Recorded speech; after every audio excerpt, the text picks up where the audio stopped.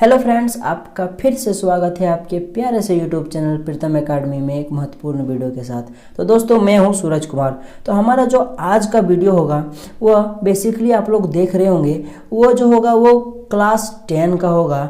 और जो हमारा सब्जेक्ट होगा वो साइंस का होगा, यानी विषय विज्ञान का होगा। और विज्ञान का जो सेट संख्या 4 है, हम लोग इस पर आज चर्चा करेंगे। तो चलिए हम लोग सेट को शुरू करते हैं। और उससे पहले यहाँ पे कुछ महत्वपूर्ण बातें दी गई है एग्जाम के लिए, इन्हें आपको पढ़ लेना है और इन्हें फॉलो भी करना है एग्जाम में।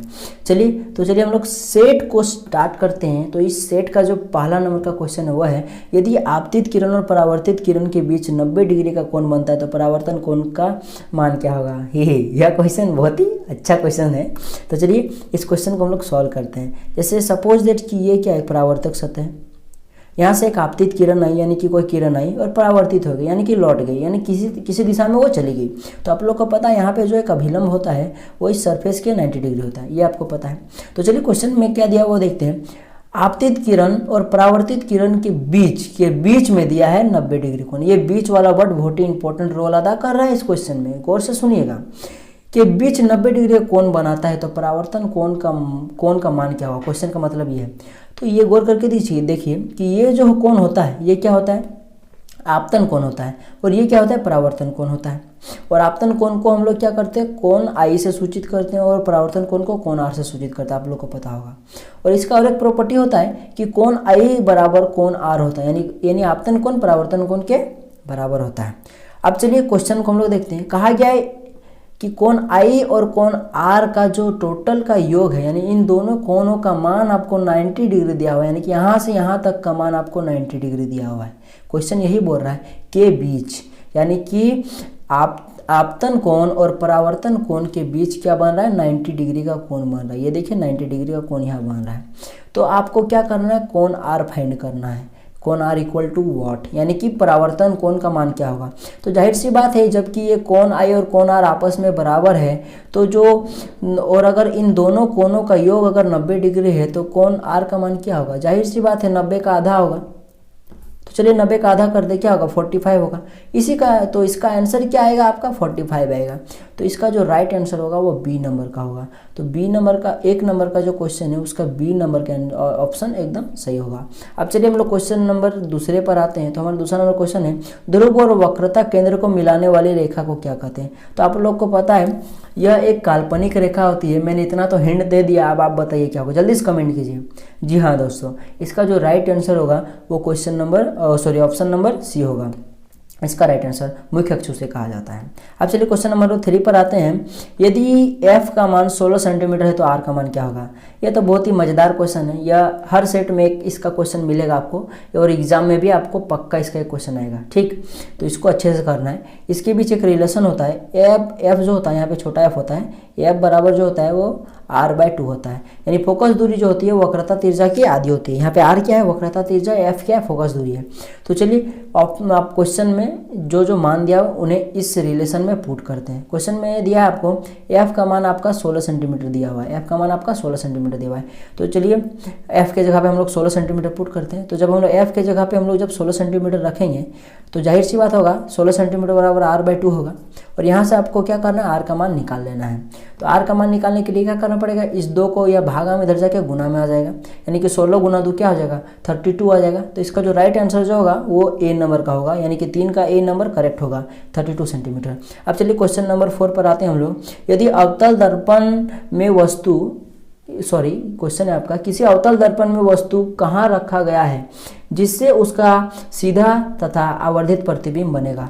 तो इसका जो राइट आंसर होगा वो ऑप्शन नंबर डी होगा, यानी कि ये जो डी नंबर का ऑप्शन है ये सही होगा। कैसे सो देखिए, ये मान लीजिए एक अवतल दर्पण है, ये इसकी क्या है, मुख्य अक्ष, इसे काल्पनिक अक्ष भी आप बोल सकते हो। इस पर क्या क्वेश्चन क्या कहा गया आपको कि कहाँ पे वस्तु को रखें कि उसका जो प्रतिबिंब बनेगा वो क्या बनेगा, वो विवर्धित बनेगा, और क्या बनेगा, साथ ही साथ सीधा बनेगा। ठीक है ना, सीधा बनने का मतलब क्या, वो आभासी बनेगा। तो ये देखिए ये क्या है, ये आपका ये एक अवतल दर्पण है। ठीक, क्वेश्चन में आपका कहा गया अवतल दर्पण, इसलिए अवतल दर्पण मैंने लिया। और ये मान लीजिए इसकी क्या है, एफ है, और ये क्या है, इसका सी है। यहाँ पे एफ क्या सी है आप लोग को पता ही होगा। तो जब ये, और ये क्या है आपका, ये दर्पण का ध्रुव होता है, इसे पीक से सूचित किया जाता है। तो जब ये एफ और पी के बीच में जब कोई हम लोग वस्तु को रखते हैं दर्पण के सामने, तब जो उसका प्रतिबिंब बनता है वो दर्पण के पीछे बनता है, और साथ ही ये जो बनता है ये वास्तविक बनता है, सीधा बनता है और बड़ा बनता है, वस्तु से ये बड़ा बनता है। जैसे अगर वस्तु इतना बड़ा है तो हो सकता है वो प्रतिबिंब इतना बड़ा बने, या हो सकता है इतना इससे थोड़ा सा बड़ा बने, मतलब इससे बड़ा बनता है। ठीक, अब चलिए हम लोग क्वेश्चन नंबर अगला जो हमारा है उस पर हम लोग बात करते हैं। तो जो हमारा क्वेश्चन नंबर अगला है वो है उत्तल दर्पण का प्रयोग निम्न में किस वस्तु में किया जाता है। अब बात रही है उत्तल दर्पण का प्रयोग, तो इसका जो राइट आंसर होगा वो ए नंबर का होगा, गाड़ी के साइड मिरर के रूप में। आप लोग को ये पता होगा। अब चलिए हम लोग क्वेश्चन नंबर 6 पर आते हैं। तो हमारा जो क्वेश्चन नंबर 6 है, जल में सिक्का डालने पर वह अपनी वास्तविक स्थिति से ऊपर उठा दिखाई देता है। यह प्रकाश के किस घटना को दर्शाता है। तो आप लोग को पता होगा कि जब हम लोग पानी में सिक्का को डालते हैं तो वो उभरा हुआ नज़र आता है, या तो फिर आप पेंसिल को डाल के देखिएगा वो थोड़ा सा मुड़ी हुई नज़र आती है। तो ये जो घटना होगी, आप लोगों ने क्लास 10 के प्रकाश वाले चैप्टर में पढ़ा होगा, इसे प्रकाश का अपवर्तन का नियम कहते हैं, यानी कि ये जो ऑप्शन नंबर बी होगा ये एकदम करेक्ट होगा। अब जो हमारा क्वेश्चन नंबर 7 है वो है, लेंस के किस बिंदु पर प्रकाश की किरण अपने मुख्य पथ से विचलित नहीं होती। तो इसका जो करेक्ट आंसर होगा वो कोई ऑप्शन नंबर सी होगा ये, क्योंकि जब वक्रता केंद्र पर जब कोई प्रकाश आके टकराती है तो वो क्या होता है, वो इधर उधर नहीं जाती है, वो उसी पथ पर रहती है। तो इसका जो करेक्ट आंसर होगा वो सी नंबर का हो जाएगा। अब चलिए हम लोग क्वेश्चन नंबर 8 पर आते हैं। जो हमारा क्वेश्चन नंबर 8 है, उत्तल लेंस को अभिसारी लेंस क्यों कहते हैं। तो चलिए हम लोग इसको समझते हैं। देखिए, मान लीजिए कि ये एक उत्तल लेंस है, ठीक, ये इसकी मुख्य अक्ष होगी। तो जब इस पर प्रकाश की किरण पड़ती है तो वो क्या होता है कि वो इस उत्तल लेंस की जो फोकस दूरी होती है उस पर जाके टकराती है। इस तरह करके कई सारे प्रकाश की किरण आएगी और वहीं पे जाके टकराएगी। तो जैसे कि आप लोग यहाँ पे देख पा रहे होंगे कि जितने भी प्रकाश की किरण आई वो जाके एक बिंदु पर आके वो समाहित होगी, मतलब वो क्या हुई, इकट्ठा हो गई। तो इसका जो राइट आंसर होगा यही होगा। चलिए ऑप्शन में हम लोग ढूंढते क्या दिया। पहला नंबर का ऑप्शन हमारा वो है प्रकाश की किरणों को एक जगह एकत्रित करता है। जी हाँ, इसका जो सही आंसर होगा यही होगा। अब चलिए अगले क्वेश्चंस को भी आगे ऑप्शंस को भी देख लेते हैं। यह प्रकाश की किरण को फैला देता है, यह तो नहीं होता है। यह प्रकाश की किरण को सीधा रेखा में भेज देता है, यह तो नहीं होता है। यह प्रकाश की किरण को मोड़ देता है, यह भी नहीं होता है। तो यानी कि ये ऑप्शन नंबर ए एकदम करेक्ट हो जाएगा। अब चलिए हम लोग अगले क्वेश्चंस पर आते हैं। उससे पहले मैं क्वेश्चन नंबर 8 का इसी का मैं एक एग्जाम्पल देना चाहता हूँ। आप लोगों ने किया होगा बचपन में, जो ये इस टाइप का आपके घर में अगर आईना होगा, आप लोगों ने देखा होगा। इसमें हम लोग पहले क्या करते थे, इसे उत्तल लेंस ही कहा जाता है।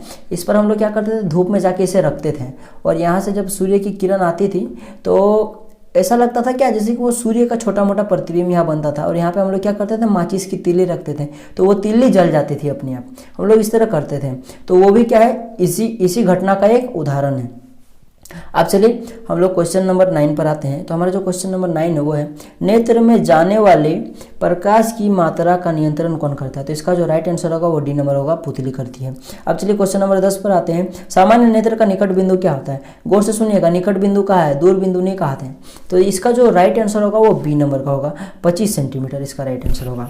अब चलिए क्वेश्चन नंबर हम लोग 11 पर आते हैं। मानव नेत्र में प्रतिबिंब की प्रकृति क्या होती है। तो आप लोग को सबको पता है, मानव नेत्र में जो लेंस लगा होता है वो बेसिकली क्या होता है, उत्तल लेंस होता है। और उत्तल लेंस की जो प्रकृति होती है वो क्या होती है, अधिकतर क्या होती है, वो वास्तविक तथा उल्टा होती है। बस एक स्थिति में वो आभासी बनती है। अब जब एक स्थिति में बनती है और बाकी सब में अगर आभासी बनती है तो उसे गिना नहीं जाए तो बेटर है, वास्तविक बनती है, ठीक ना।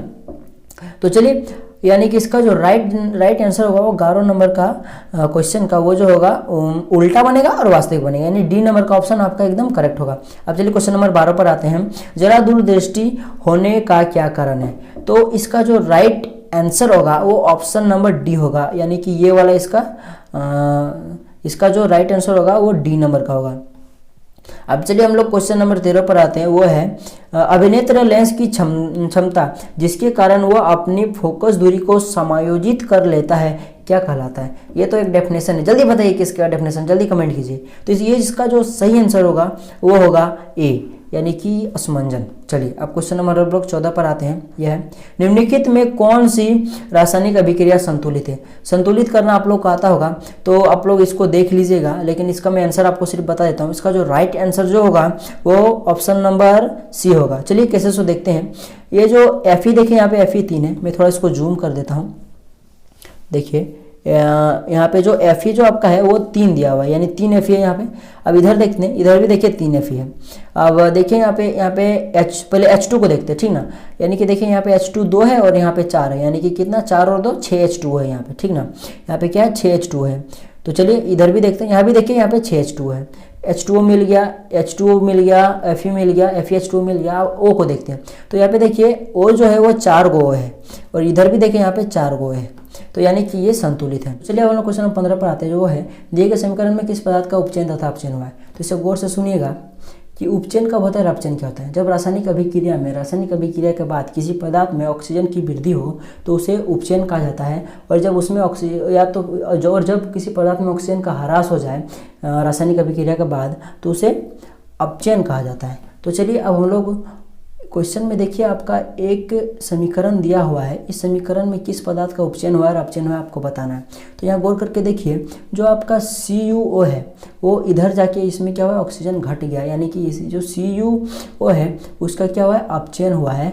और लेकिन गौर करके देखिए जो H2 है वो इधर जाके देखिए इसमें H2O आ गया, यानी O जुड़ गया, तो इसका उपचयन हुआ है। ठीक, अब इस क्वेश्चन में और एक चीज़ गौर करने वाली बात है सीरीज का। अब कौन से सीरीज का, तो आप यहाँ पे गौर करके देखिए कि जो क्वेश्चन में सबसे पहले आपका उपचयन लिखा है फिर अपचयन लिखा है, तो जो इन ऑप्शनों में जो करेक्ट आंसर होगा उनका भी यही सीरीज होगा।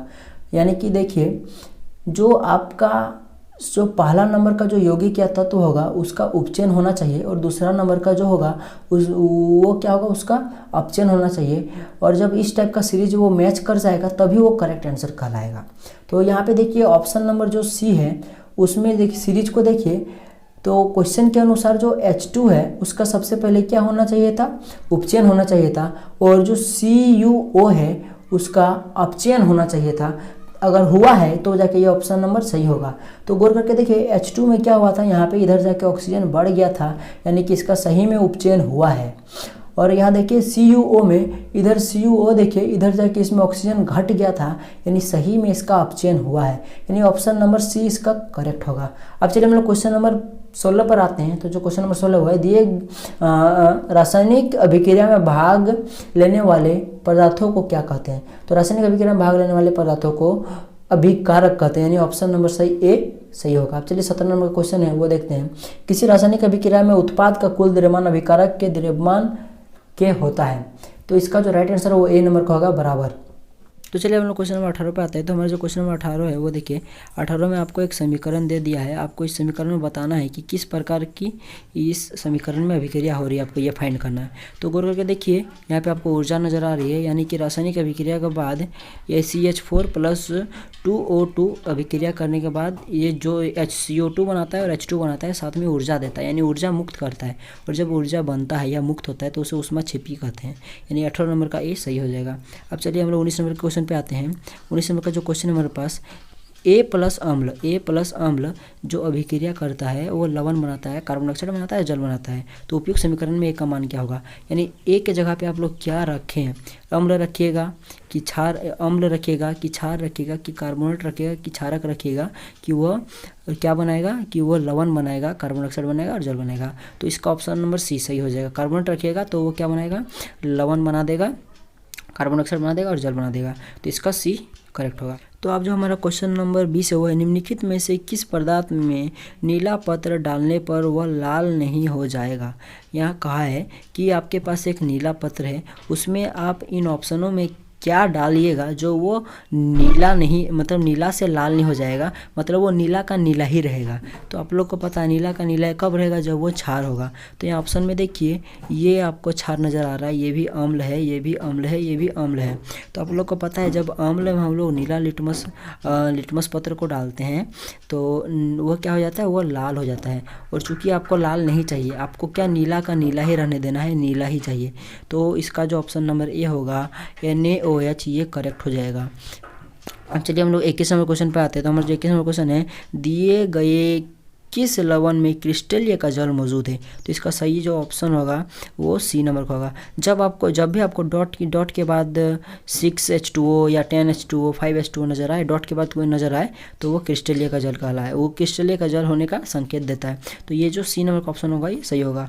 अब चलिए 22 नंबर के क्वेश्चन में आते हैं। जल की अस्थायी कठोरता दूर करने में किस लवण का प्रयोग किया जाता है? तो इसका राइट आंसर होगा बी नंबर का Na2CO3। तो यहाँ पे तो Na2 नज़र नहीं आ रहा है, तो ये थोड़ा प्रिंट मिस्टेक हुआ। यहाँ पे जो ऑप्शन होता वहाँ पे ये होता Na2CO3, यहाँ पे ये लिखना चाहिए था, तो गलती से वो लिख दिया है CO2 ये होगा इसका सही आंसर, यानी कि बी नंबर का आपका सही होगा। अब चलिए हम लोग क्वेश्चन नंबर 23 पर आते हैं। तो जो क्वेश्चन नंबर 23 है वो है, जल की उपस्थिति में हाइड्रोक्लोरिक अम्ल अपना अम्लीय गुण प्रदर्शित करता है, क्यों? तो वो जल की उपस्थिति में H+ आयन त्यागता है, इसलिए वो अपनी अम्लीय गुण को प्रदर्शित करता है। तो इसका जो ऑप्शन नंबर सी होगा वो सही होगा, उसमें H+ आयन उपस्थित रहता है। ठीक, अब चलिए 24 नंबर का हम लोग क्वेश्चन पे आते हैं। तो हमारा जो 24 नंबर क्वेश्चन है वो है, पदार्थ ABCD का pH मान क्रमशः 2, 4, 7, 14 है। यह पदार्थ में कौन क्षारीय है? तो आप लोग को पता है pH स्केल के बारे में कि ये अगर 7 है तो 7 के इधर वाला 14 तक जो होता है वो क्षारीय नेचर का होता है। तो जाहिर सी बात है कि 7 से 14 तक के बीच में जितने भी होंगे सारे क्षारीय होंगे। तो यहाँ ऑप्शन में चलिए देखते हैं, ये दो तो नहीं होगा, दो इधर क्या होता है, यहाँ 1 से लेकर 7 तक के बीच में सारे अम्ल होते हैं। तो ये तो अम्ल की में आ गया, ये दो क्या आ गया, अम्ल में आ गया, 4 भी अम्ल में आ गया, 7 तो बीच में यानी ये लवण है, बचा 14, और 14 जो है इधर है। ये बहुत ही प्रबल क्षार होगा और यही इसका सही आंसर होगा, यानी कि जो 14 है यानी कि क्रमशः कहा, यानी कि डी इसका सही आंसर होगा। और ऑप्शन नंबर डी में भी डी है, यानी कि ये डी नंबर का ऑप्शन इसका एकदम सही होगा। अब चलिए हम लोग क्वेश्चन नंबर 25 पर आते हैं। इस चित्र में कौन सी अभिक्रिया हो रही है? तो आप लोग यह क्वेश्चन देखिए, मैं आपको जूम कर देता हूँ। देखिए यहाँ से देखिए लाइट आ रही है, यहाँ से लाइट आ रही है यानी सूर्य की किरण आ रही है, और ये चाइना डिश है, चाइना डिश बोला जाता है। इसमें क्या होता है, सिल्वर क्लोराइड होता है। तो जब सिल्वर क्लोराइड में क्या होता है, सूर्य का प्रकाश पड़ता है तो वो सिल्वर और क्लोराइड में सिल्वर और क्लोरीन में अलग अलग टूट जाता है, यानी वो सिल्वर और क्लोरीन अलग अलग हो जाता है। तो यानी कि वो टूट जाता है, तो यानी वो वियोजित हो जाता है, वियोजन हो जाता है। तो ये क्या हो जाएगा, बी नंबर का ऑप्शन इसका सही होगा, यानी वियोजन। अब चलिए हम लोग क्वेश्चन नंबर 26 पर आते हैं। तो हमारा जो क्वेश्चन नंबर 26 है, भोजन एवं अन्य पदार्थों को शरीर में एक जगह से दूसरी जगह तक ले जाने के लिए कौन जैव प्रक्रम उत्तरदायी है? तो इसका जो डी नंबर का ऑप्शन होगा संवहन सही होगा। अब चलिए क्वेश्चन 27 पे आते हैं। प्रकाश संश्लेषण में निम्नलिखित में किस पदार्थ की आवश्यकता नहीं होती है? तो जल की आवश्यकता होती है, कार्बन डाइऑक्साइड की भी आवश्यकता होती है। जैसे हम लोग को कुछ भी काम करने के लिए ऑक्सीजन चाहिए, इन लोगों को कार्बन डाइऑक्साइड चाहिए। क्लोरोप्लास्ट के बिना तो कुछ काम का नहीं, जल भी इसको चाहिए, बस आइए कार्बोहाइड्रेट, तो इसकी आवश्यकता नहीं होती है। अब चलिए हम लोग अगले क्वेश्चन पर आते हैं 28 नंबर के। वो है, मनुष्य में किस प्रकार का पोषण होता है? तो ये गौर करके देखिएगा, मनुष्य में जो सी नंबर का ऑप्शन है वो सही होता है। वो मनुष्य में क्या होता है, परजीवी पोषण प्राणी होता है, क्योंकि ऑप्शन ए नंबर क्या है, स्वपोषित। तो स्वपोषित हम लोग है नहीं भाई, और मृतजीवी भी करते, मृतजीवी पोषण भी नहीं करते हम लोग। अब बचा प्राणी समभोजी पोषण, तो ये अमीबा करता है। तो ऑप्शन नंबर सी जो होगा वो हमारा करेक्ट होगा। अब चलिए 29 नंबर क्वेश्चन पे आते हैं। वसा के पाचन के लिए कौन सा एंजाइम उत्तरदायी है? तो वसा के पाचन के लिए ये डी नंबर का लाइपेज उत्तरदायी है, सही होगा आपका डी नंबर का ऑप्शन। 30 नंबर का है, श्वसन प्रक्रिया में ग्लूकोज का पाइरुवेट में टूटना कहाँ होता है? तो ये माइटोकॉन्ड्रिया में होता है। डी नंबर का ऑप्शन आपका एकदम सही हो जाएगा। अब चलिए हम लोग अगले क्वेश्चन पर आते हैं। पौधे में पत्तियों द्वारा बने हुए भोजन का संवहन किसके द्वारा होता है? तो इसका जो भोजन का संवहन होता है वो फ्लोएम द्वारा होता है, और अगर जल का होता है तो जाइलम द्वारा। सुनने में लग रहा है जाइलम जल, इसीलिए ये वाला याद रखने का, इसमें कन्फ्यूजन होता है जाइलम और फ्लोएम में। तो जाइलम जल, जाइलम से जौ से जाइलम, जौ से जल, तो जाइलम में जल का वाहन और फ्लोएम में भोजन वगैरह, खनिज वगैरह। अब चलिए हम लोग क्वेश्चन नंबर 32 पे आते हैं। तो जो हमारा क्वेश्चन नंबर 32 है वो है, किसी जीव को अपना अस्तित्व बनाए रखने के लिए कौन प्रक्रिया आवश्यक है? तो इसका जो सही आंसर जो होगा वो सी नंबर का होगा, जनन। क्योंकि एक चीज़ याद रखिएगा, अगर जन्म नहीं होगा तो उनमें बच्चे नहीं आएंगे, तो जाहिर सी बात है अगर बच्चे नहीं आएंगे तो जितने वहाँ पे है उतने ही रहेंगे, तो वो धीरे धीरे मर जाएंगे, ख़त्म हो जाएंगे। तो वो जन्म बहुत ही ज़रूरी है किसी स्पीसीज को बनाए रखने के लिए। अब हमारा अगला क्वेश्चन वो है 33 नंबर का, दिया गया चित्र किस प्रकार के जनन को प्रदर्शित करता है। तो यहाँ चित्र में आप गौर करके देखिए कि इस पत्ती में यहाँ से क्या हुआ है, नया पौधा का उत्पन्न हो रहा है, तो इसको क्या कहता है, कायिक प्रवर्धन कहा जाता है। तो चलिए कायिक प्रवर्धन को हम लोग ढूंढते हैं ऑप्शन में, तो ये रहा बी नंबर का, ये कायिक प्रवर्धन इसका करेक्ट आंसर हो जाएगा। अब चलिए हम लोग क्वेश्चन नंबर 34 पर आते हैं, वो है बीज में भ्रूण होता है। ठीक, सही बात है भाई। जो उपयुक्त परिस्थितियों में नवोद्भिद में विकसित हो जाता है, इस प्रक्रम को क्या कहते हैं। तो इसका जो सही आंसर जो होगा वो अंकुरण कहते हैं इसको, यानी सी नंबर का इसका आंसर सही होगा। अब चलिए हम लोग क्वेश्चन नंबर 35 पर आते हैं। गर्भाशय की किस भाग में निषेचन होता है। तो फिलोफोन ट्यूब यानी कि डिम्ब वाहिनी में होता है। अब चलिए हम लोग क्वेश्चन नंबर 36 पर आते हैं, वो है जल विद्युत संयंत्र के लिए निम्नलिखित में से कौन सा कथन सत्य है। चलिए अब हम लोग देखते हैं कौन सा कथन सत्य है। चलिए ए नंबर का है, यह अनवीकरणीय ऊर्जा स्रोत है। गलत है भाई, क्योंकि यह नवीकरणीय ऊर्जा स्रोत है। बी नंबर का है, इसमें जीवाश्म ईंधन का उपयोग होता है। नहीं, ये भी नहीं होगा। अब इस संयंत्र के निर्माण से पारिस्थितिकी तंत्र नष्ट होता है। हाँ भाई, ये सही हो सकता है। अब चलिए डी नंबर को देखते हैं। अगर ये गलत हुआ तो पक्का ये सही हो जाएगा। डी नंबर का है, इसमें गोबर का उपयोग किया जाता है। अरे यार, इसमें कहाँ से, जल विद्युत संयंत्र में गोबर का क्या काम। तो यानी सी नंबर का ऑप्शन इसका करेक्ट हो जाएगा। यह पारिस्थितिकी तंत्र नष्ट करता है। आप लोगों ने देखा होगा कि जहाँ पे डैम वगैरह बनता है वहाँ पे फायदे तो हैं, कई सारे पर्यटक स्थल बनता है, लेकिन उसके बहुत सारे नुकसान भी है। अब चलिए हम लोग 37 के क्वेश्चन पर आते हैं, और क्या क्या नुकसान है वो आप हमको कमेंट जरूर कीजिएगा।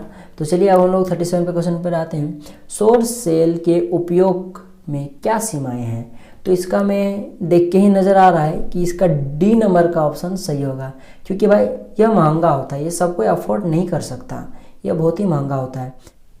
अब चलिए हम लोग क्वेश्चन नंबर 38 पर आते हैं। नाभिकीय ऊर्जा के प्रयोग की क्या सीमाएं हैं। तो चलिए ऑप्शंस को पढ़ते हैं। इसमें यूरेनियम का उपयोग होता है, यह सीमा नहीं है। दूसरा नंबर का ऑप्शन देखते हैं, ये तो नहीं होगा। दूसरा नंबर का ऑप्शन है, इसमें नाभिकीय ऊर्जा का उपयोग विद्युत उत्पन्न करने के लिए किया जाता है, ये भी नहीं होगा। नाभिकीय विखंडन में उत्पन्न ऊर्जा कार्बन परमाणु के दहन से उत्पन्न ऊर्जा की तुलना में बहुत अधिक होती है, यह भी नहीं होगा। अब डी नंबर का बचाते हैं, जाहिर सी बात होना चाहिए। देखते हैं क्या है। नाभिकीय अपशिष्ट का भंडारण में समस्या उत्पन्न होती है। जी हाँ दोस्तों, यह एकदम सही होगा। तो इसका जो डी नंबर का ऑप्शन होगा सही होगा 38 का क्वेश्चन का। 39 पे आते हैं। यह है, निम्नलिखित में कौन ऊर्जा स्रोत का उपयोग करना पर्यावरण के लिए सर्वाधिक अच्छा है। तो यह जो है आप लोग मुझे कमेंट करके बताइए। मैं तो नहीं चाहता, पर फिर भी आंसर मैं बताता हूँ। इसका जो राइट आंसर होगा वो बी नंबर का होगा, डी नंबर का होगा एलपीजी। जो 40 नंबर क्वेश्चन होगा, निम्नलिखित में किस विद्युत संयंत्र में जीवाश्म ईंधन का प्रयोग होता है। तो इसका जो ए नंबर का ऑप्शन है वो सही होगा, तापीय विद्युत संयंत्र, इसमें जीवाश्म ईंधन का प्रयोग किया जाता है। तो इस तरह करके हमारा ये जो सेट 4 है वो कंप्लीट हो गया साइंस का। इसके बाद मैं तुरंत ही सेट 5 भी डाल दूंगा। तो आपको वीडियो कैसा लगा आपको कमेंट करके बताना है, लाइक भी करना है और शेयर भी करना है अच्छा लगा तो। और जो भी न्यू प्रीतम एकेडमी में विजिट कर रहे हैं वो प्रीतम एकेडमी को सब्सक्राइब भी कर दें। तो मिलते हैं अगले वीडियो में, तब तक के लिए जय हिंद, जय भारत और आपका दिन शुभ हो।